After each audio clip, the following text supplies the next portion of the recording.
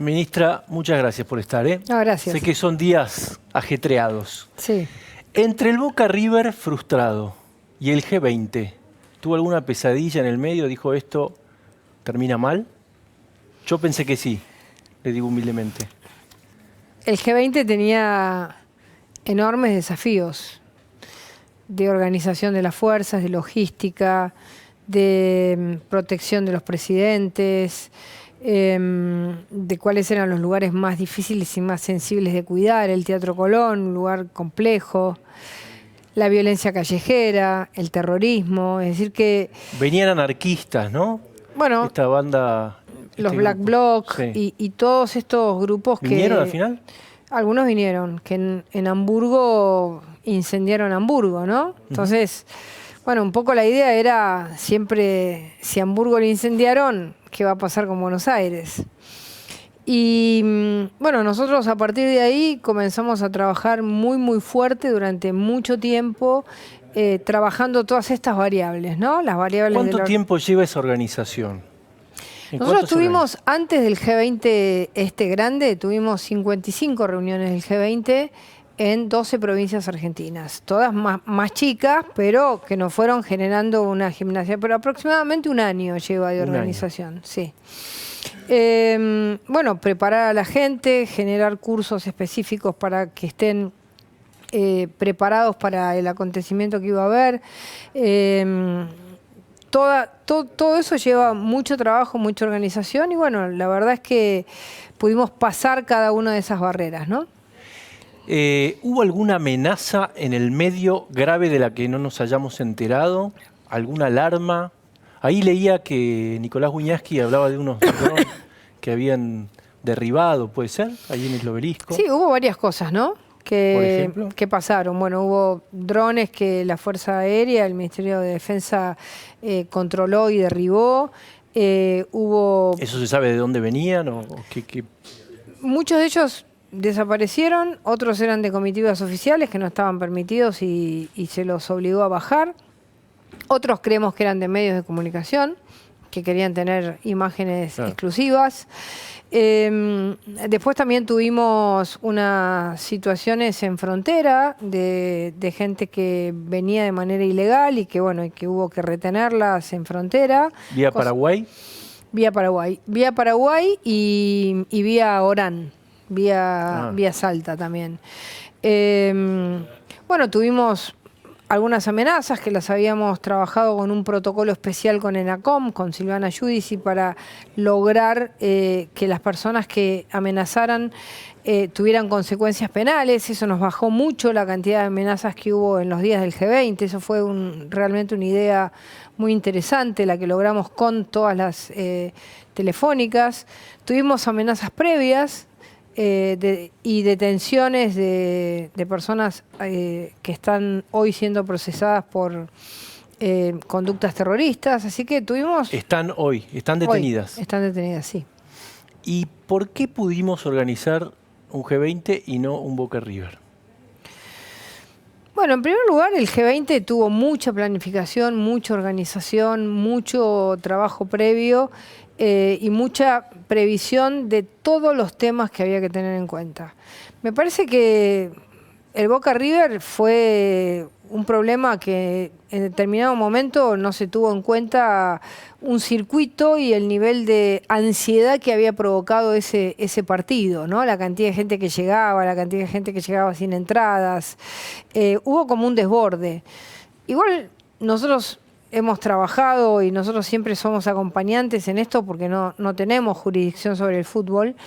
Hemos trabajado en muchos Boca River. Por ejemplo, el que se hizo en Mendoza, donde Boca iba por la ruta 5 y River por la 7. Es decir, y logramos trabajar y lograr un partido lógico. Hubo otro en Mar del Plata que trabajamos con Ritondo. Es decir que la verdad que ahí hubo un problema de organización en el momento en que la caravana circulaba y sobre todo lo que hay, que yo creo que es lo más importante de todo, es un nivel de violencia aceptada.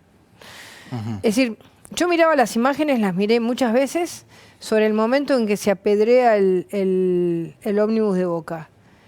Hay un señor con un nenito acá, agarrado, y con la otra mano tirando una piedra. Uno dice, qué locura. Es decir, y esto creo que tiene que ver con que los argentinos aprendamos a vivir en orden, en paz, que cambiemos nuestra cultura de la agresión y de la violencia. Y uno puede decir, bueno, hubo un problema de desorganización o de mala organización del partido. Es verdad, pero los primeros responsables son los que agreden, los que tiran piedras. Y también tenemos que poner en orden de prelación las culpas, ¿no? Porque no es tan culpable el que quizás comete una falla de organización que el que tira una piedra. El que tira una piedra. Ahora, en definitiva, es el verdadero responsable. Ahora, usted dice, había un chiquito con uno tirando una piedra. ¿Cómo puede ser que no estén identificados esos? Bueno, la Policía de la Ciudad de Buenos Aires, el Ministerio de Ciudad está trabajando en la identificación. Algunas veces no tenemos la tecnología, ¿no? Como para poder llegar a reconocer las caras de las personas, porque por ahí no tienen ningún tipo de entrada en policía, no han cometido ningún delito, entonces no es fácil por las caras de los documentos de las personas, que es lo que el Estado tiene, reconocer a todas las personas, no es tan fácil. Pero bueno, sé que están trabajando en la identificación de las personas que han estado, por lo menos, en esas agresiones, ¿no? Y para el G20 tuvieron colaboración de fuerzas de afuera, hablaron, ¿cómo se organiza eso? Para el G20 tuvimos mucha colaboración. Tuvimos el Bursaco que viajó a Hamburgo a ver las buenas y las malas. Ajá. Otro equipo, Foric, viajó a China para ver cómo había sido el G20 en China. Tuvimos preparación en Australia, que también habían tenido un G20. Tuvimos colaboración en ciberdelito de Inglaterra. Tuvimos colaboración con muchos cursos de fuerzas especiales de los Estados Unidos. Viajó un grupo casi de 100 policías a Israel, invitados por Israel. Es decir que tuvimos gran colaboración en trabajos de grandes eventos y de situaciones de cómo reaccionar frente a las posibles amenazas que había en los grandes eventos. Y también nos preparamos nosotros, porque también hay que reconocer que la Argentina tiene fuerzas de seguridad que muchas veces son vapuleadas, pero que también tienen mucho profesionalismo y que tienen muchos equipos especializados y adecuados para un evento de este tipo, ¿no? Ahí justamente hoy salió publicada en el Boletín Oficial una resolución suya que dice que las fuerzas de seguridad pueden disparar al presunto delincuente en fuga, ¿no? ¿Es así? Sí, ese es uno de los temas importantes. Es decir, hoy los reglamentos, sobre todo el reglamento 25 de la Policía Federal, lo que dice es que cuando una persona, un delincuente está en fuga, el policía no puede disparar aunque haya un tercero en riesgo. Es una locura, una barbaridad. Es decir, que el policía, si hay un tercero en riesgo, al que esa persona que está en fuga solo le puede disparar si le está disparando a él. Pero en el caso, por ejemplo, hay un video de la chica policía, hará 3 semanas, ¿no? Que le dispara, creo que es un caso que está en la justicia. Le dispara a alguien que sale en una moto. Que sale corriendo. Sí. El que se va en una moto, ¿está poniendo en riesgo la vida de alguien o ya pasó? Porque creo que es la discusión medular del asunto, ¿no? Nosotros consideramos que la decisión de la situación de riesgo es una situación que amerita entender el momento. Así lo toman todas las policías del mundo. Hay que entender el momento. Esa policía en ese momento es la que tiene que tomar esa decisión. ¿Por qué? Porque no es que es esa policía la que sabe si ese delincuente está poniendo en peligro a una persona que está en un lugar que uno no lo ve, que puede pisar a alguien, que puede sacar el arma y tirarle a otra persona.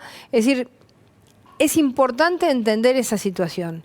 Y es importante poder entender que esa persona puede seguir cometiendo delitos. Entonces, lo que tiene que tener la fuerza de seguridad es la posibilidad de actuar para defender a la sociedad, para defender al ciudadano y defenderse a sí mismo. Si solo los reglamentos permiten la defensa a sí mismo y no le permiten la defensa a terceros, la policía no es policía. Es una fuerza al que se le da el poder de policía, el arma de la policía, pero no se le da la capacidad de accionar para poder cuidar al ciudadano. Nosotros venimos de una vieja historia la dictadura, se le fue sacando la capacidad de acción a la policía hasta que llegamos a una policía de brazos caídos. Bueno, nosotros estamos cambiando esa filosofía, no estamos de acuerdo con eso, lo venimos haciendo en todos los hechos, en el cambio de la legislación, en el cambio del Código Penal que va a venir ahora, en el cambio de las técnicas hoy de investigación que tienen las fuerzas policiales, en este reglamento que hemos sacado. Queremos fuerzas policiales que puedan cumplir con su rol de defender a la ciudadanía. ¿Cree que Chocobar estaba preparado? ¿Estaba bien entrenado? Mire, la verdad que no puedo evaluar si estaba bien entrenado o no, porque, digamos, eso es como hacer algo totalmente subjetivo. El que le dio el arma, la escuela que le dio el arma, consideró que estaba preparado. Y si nosotros consideramos que nuestra policía no está preparada, saquémosle el arma. Yo como ministra de Seguridad, si considero que tengo policías que no están preparados, les saco el arma. Pero lo que no puedo hacer es decir, tengo una policía que está más o menos preparada, entonces le doy un arma pero no se la dejo usar. No, entonces le doy una Taser, le doy otra cosa. Ahora, eso le quería preguntar, porque está prohibido acá también las pistolas eléctricas, ¿no? Sí, cuando, digamos, Argentina es un país raro. Se discute la Taser diciendo, no, porque la Taser es un arma terrible. Pero nuestros policías van armados con armas letales. O sea, ¿usted estaría de acuerdo que se usara pistola eléctrica?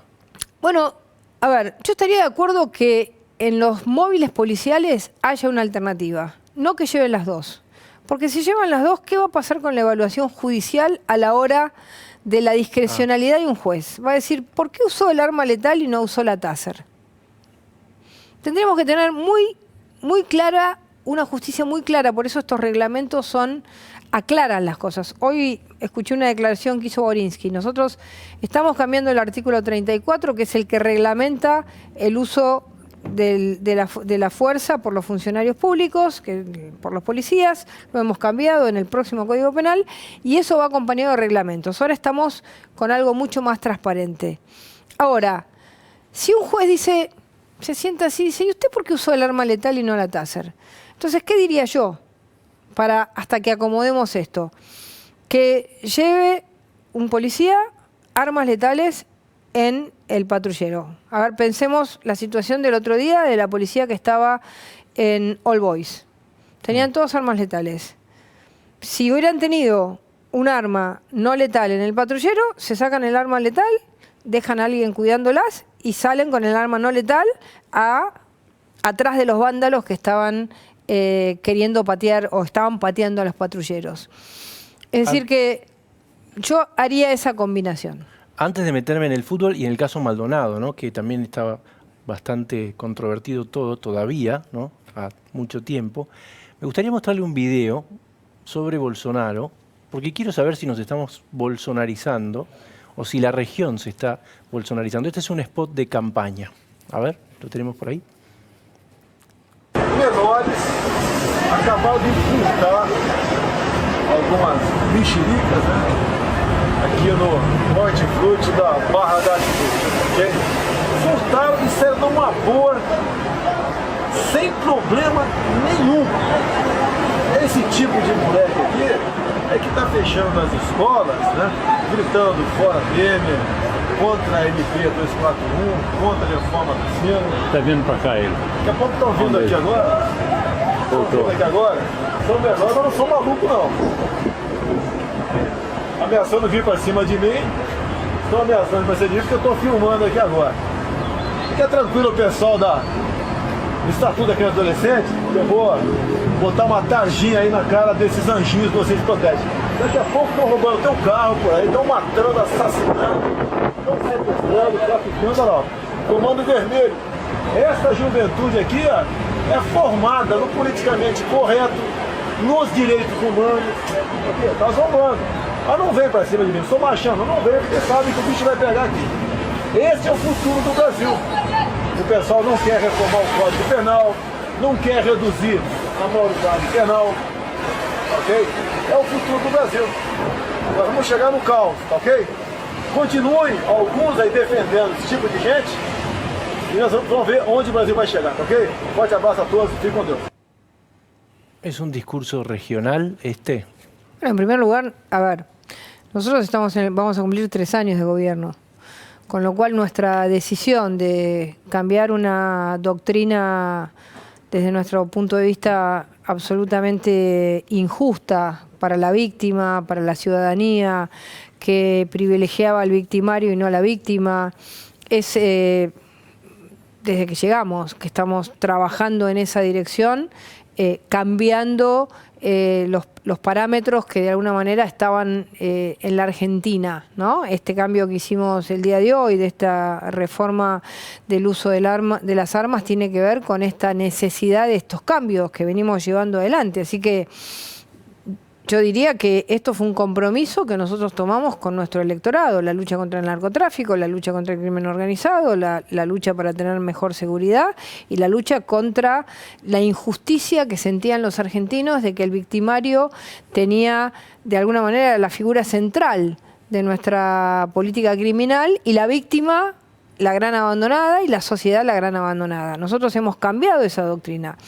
Si Bolsonaro coincide o no con eso, bueno, todavía no arrancó su gobierno, lo veremos, los pingos se ven andando, ¿no? Así que lo veremos cuando gobierne. Ahí hay una declaración del gobernador de Río sobre el uso de armas, que un poco el otro día me hizo acordar a una declaración suya también sobre, bueno, es libre que lo usen los que quieran, nosotros estamos en contra, ¿no? Un poco esa fue su declaración. Sí, yo creo que, digamos, en la Argentina no hay una tradición de uso de arma personal tan fuerte como hay en otros países, como es Estados Unidos, que tiene que ver con otra cuestión, que tiene que ver más con la cuestión de que no se le quiere dar el monopolio de la fuerza al Estado, es una cuestión más conceptual. Pero, de alguna manera, nosotros tenemos aceptado que si la gente tiene ciertas condiciones físicas, psicológicas, puede usar un arma, algunas para tenencia y otras para aportación. Eso existe en la Argentina, es legal. Si usted me pregunta a mí, y eso fue lo que yo respondí, yo no recomiendo que la gente ande armada porque puede ser más problemático andar armada que no andar armado, pero es legal. Simplemente dije eso, no es que ando diciendo o recomiendo que se ande armado. No me gusta que la gente ande armada. Lo de Patricia Bullrich, candidata a vicepresidenta, ¿es una idea de quién? De ustedes, no sé. Yo la leo en los diarios nada más. Pero no hay gente...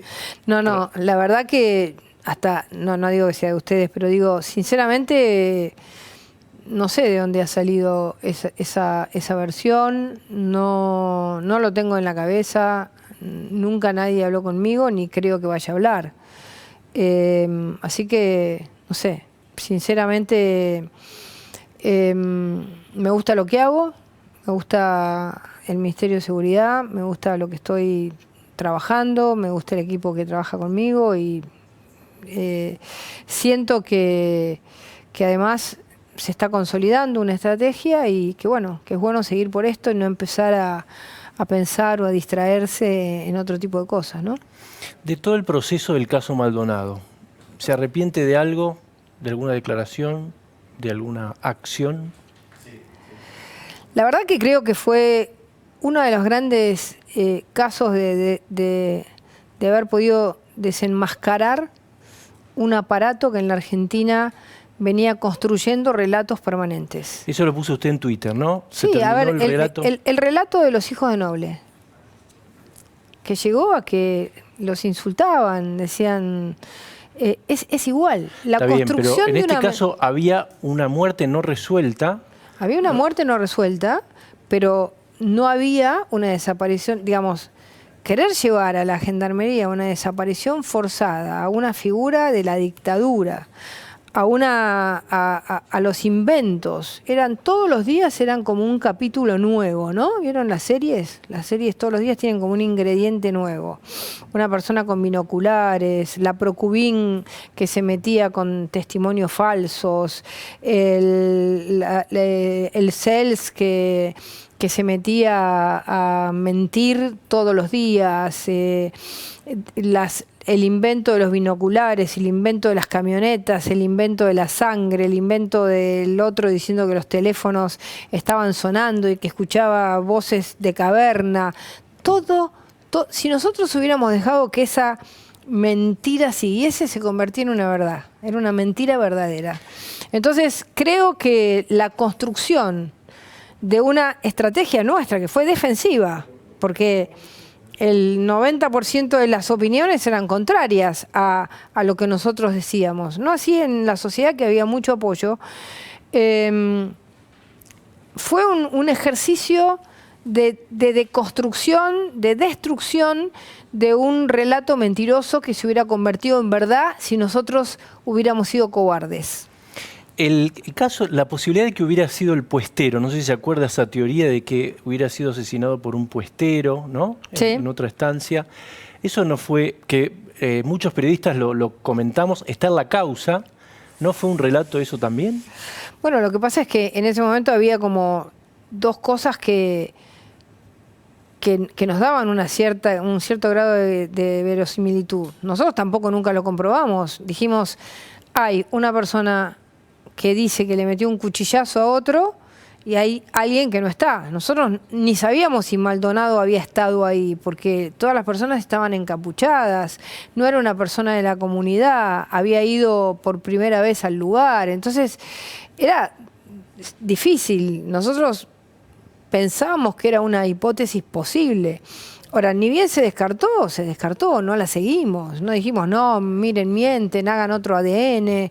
No, la descartamos. Era una hipótesis. Uno cuando realiza una investigación, tiene distintas hipótesis. Después las descarta. Y bueno, finalmente también tuvimos una situación difícil. No podíamos entrar al lugar. Lo que pasó, lo que se descubrió 78 días después, se podría haber descubierto 75 días antes.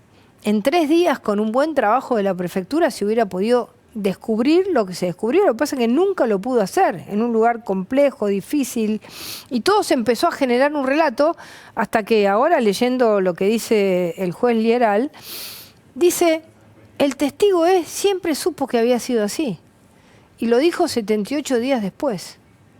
O sea que el testigo según su punto de vista, debería también dar alguna explicación. Bueno, él se la dio al juez. Él fue el que le dijo dónde estaba el cuerpo. Eso lo explica, es decir, es muy interesante la sentencia, o la absolución en este caso, pero los fundamentos. Primero porque explica todo lo técnico, y después hace una apelación moral y ética muy importante, el juez Geral, que dice, alrededor de todo esto, que fue una simple verdad, muy simple, que la persona Maldonado corrió en un lugar difícil, no sabía nadar, y se ahogó casi inmediatamente con el peso de toda la ropa que tenía, en un agua helada. Una cosa tan simple como esa, se generó una manipulación casi que el juez dice casi imposible de creer que podía haber tantos elementos de manipulación. Y creo que haber roto la manipulación para nuestro gobierno fue un elemento importantísimo desde lo que nosotros llamamos la batalla cultural que tiene que dar la Argentina para que la verdad sea más fuerte que el relato, ¿no? ¿Y puede haber alguna denuncia por falso testimonio en ese tema? Hay muchas. Hay varias, sí. Hay varias causas que ahora, cerrada esta causa, seguirán. A nosotros nos parece importante que aquel que miente adrede, que le miente a un juez, que le miente al país, digamos, tengan consecuencias jurídicas. Y otros deberían tener conductas éticas. Los maestros que salieron a insultar a los hijos de los gendarmes, a decirles asesinos, esos tendrían que tener una conducta ética. Quizás no se puede ser maestro e insultar a un chico por ser hijo de un gendarme, al que acusaban falsamente de asesino. ¿Por qué cree que aún hoy, hay gente que sigue dudando? Leía por ahí que hablaban de un cuerpo plantado. Porque hay gente que hubiera querido que las cosas sean de otra manera, que le cabía en su relato esa tapa de página 12 del primer desaparecido de Macri, ¿no? Le cabía esa idea de que en nuestro gobierno, más que democracia, había dictadura.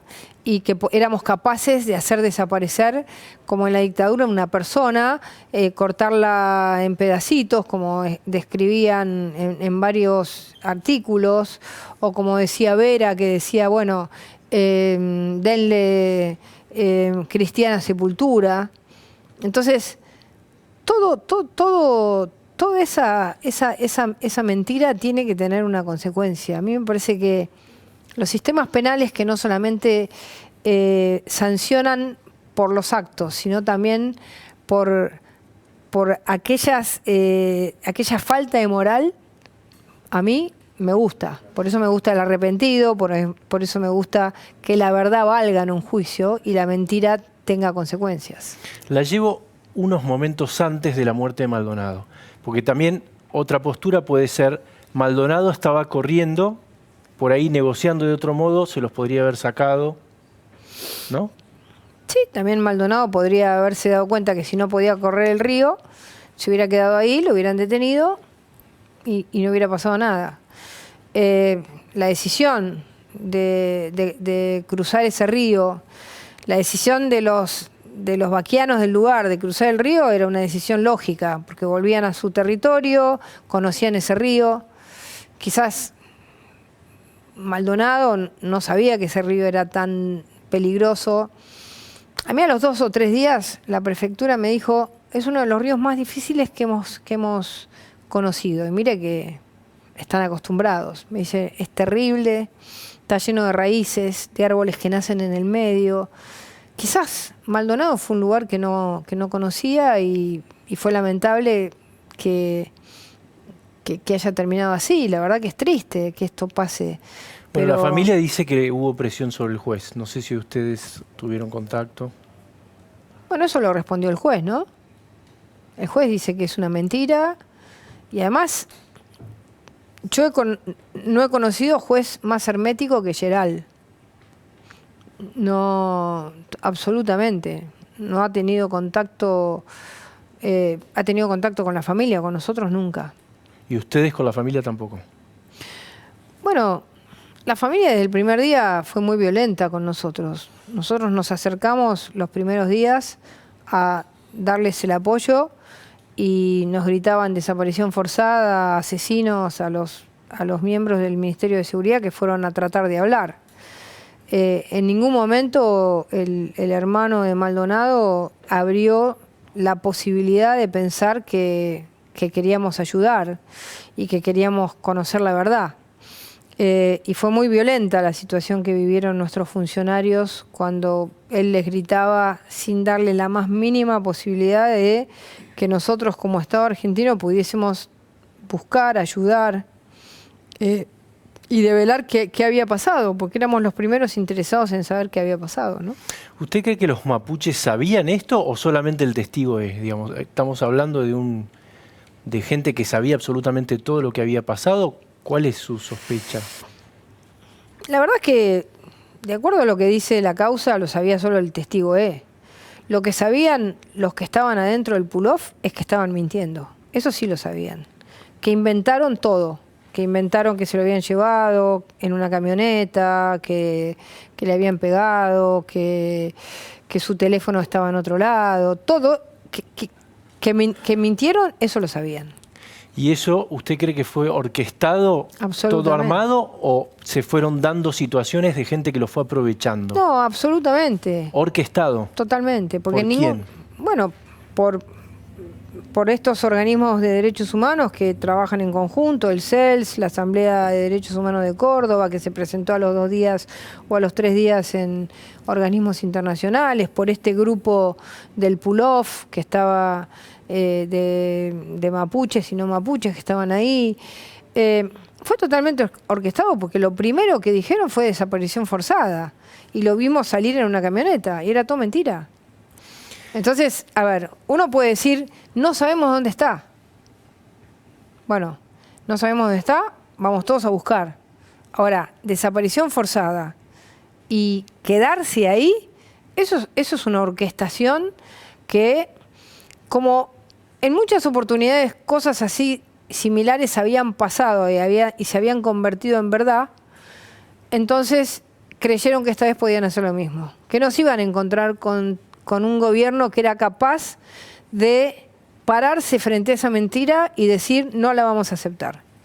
En ese momento se sintió respaldada por quién en el gobierno, porque había gente que pedía su renuncia desde dentro del gobierno. Bueno, el presidente de la Nación me dijo, convencete de la verdad, convencete, y cuando estés convencida, defende esa verdad. Y así fue. Así fue. Estamos esperando el Boca River. ¿Cree que van a viajar barra bravas a Madrid? Bueno, la Policía Nacional de España nos ha mandado una nota. Va a viajar un equipo de 12 integrantes del Ministerio de Seguridad. Digo porque Diceo fue a Barcelona. Sí, pero no va a poder entrar a la cancha. Porque nosotros ya tenemos un convenio, ya están viajando, pagados por la Policía Nacional de España, 12 integrantes de Tribuna Segura, que es el programa que detecta a los barras que quieren entrar, que están en las listas con prohibición de entrada a los estadios.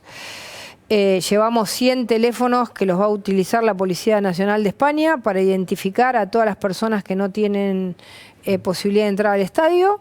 Así que nos han pedido esa ayuda y la vamos a realizar. Así que nosotros esperemos que ninguno de los violentos, ninguno de los que ayudó a que el partido en la Argentina no se pudo jugar, entre a esa cancha. No queremos. No los queremos ni acá, ni allá, ni en ninguna parte del mundo. Como pasó en Rusia. ¿Cómo sigue la seguridad después del G20? ¿Hay un antes y un después? ¿Seguimos como estábamos? Bueno, a ver,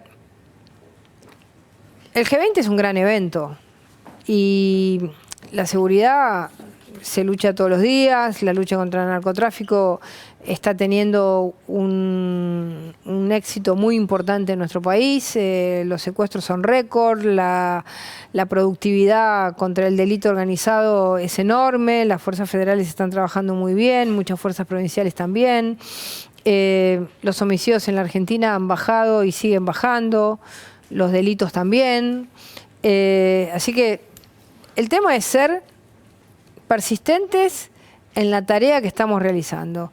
Y después, bueno, en lo que hace al orden público, creo que en muchos distritos se está comenzando a plantear que realmente hay que ser un poco más estrictos y no permitir que cualquier conducta sea aceptada de cualquier manera. ¿En qué ¿no? distritos, por ejemplo?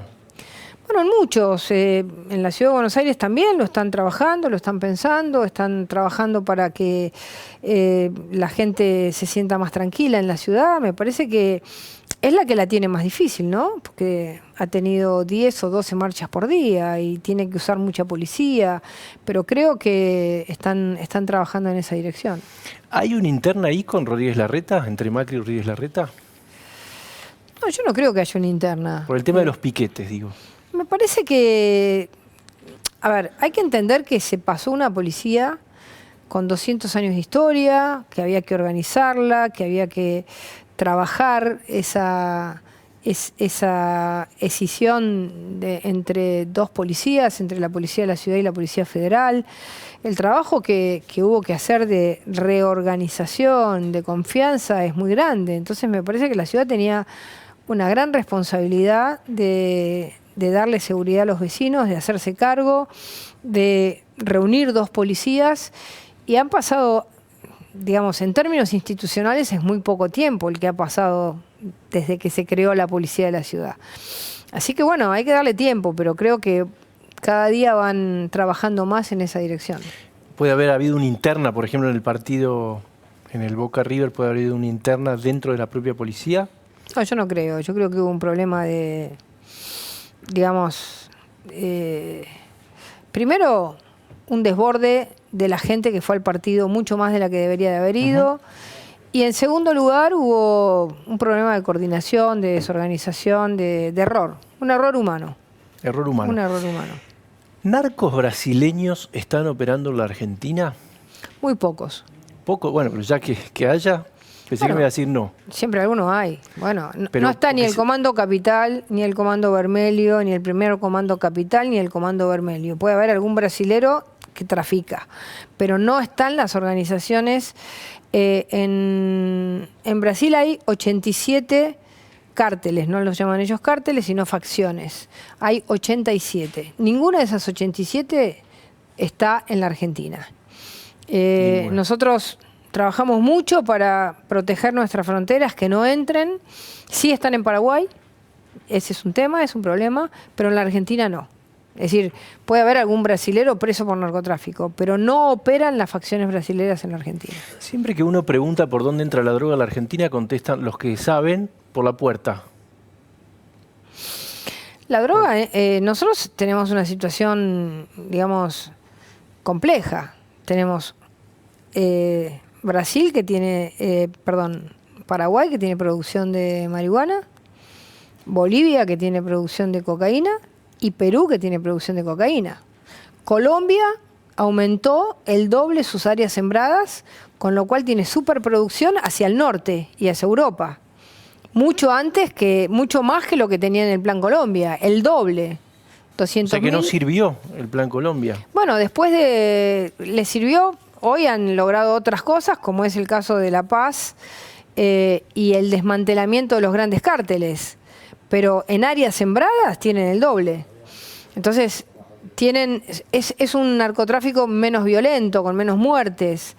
Pero la tasa de homicidios en Colombia es de 26 cada 100.000. Y en la Argentina es de 5 cada 100.000. Es decir que todavía tienen enormes problemas, que no solo son producto del narcotráfico, sino también de la seguridad ciudadana. La violencia es bastante más grande de la que tenemos aquí. Bajaron mucho, ¿no? Porque tuvieron guerra y territorios tomados.